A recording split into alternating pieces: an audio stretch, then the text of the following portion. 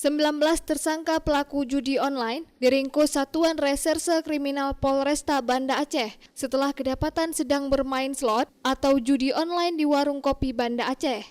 Informasi tersebut didapatkan pihak kepolisian dari laporan masyarakat terkait maraknya aktivitas judi online di warung kopi.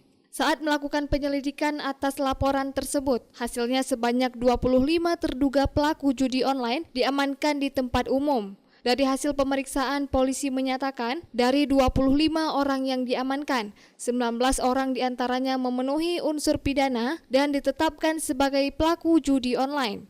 Barang bukti 17 unit telepon genggam serta bukti tangkap layar judi online turut diamankan. Kapolresta Banda Aceh Kombes Pol Fahmi Irwan Ramli mengatakan pelaku yang diamankan berasal dari berbagai profesi dan keseluruhan pelaku yang dibekuk merupakan pemain yang hasil dari bermain judi online itu digunakan untuk kebutuhan sehari-hari. Jadi memang kalau judi online ini itu menyerang tidak hanya pada status sosial tertentu, tapi semua kalangan itu kena.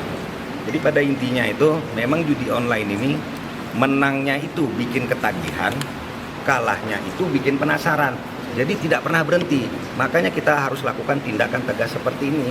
Sehingga diharapkan dengan kami lakukan upaya penegakan hukum ini dapat mencegah bagi pelaku-pelaku yang lain untuk tidak melakukan hal yang sama.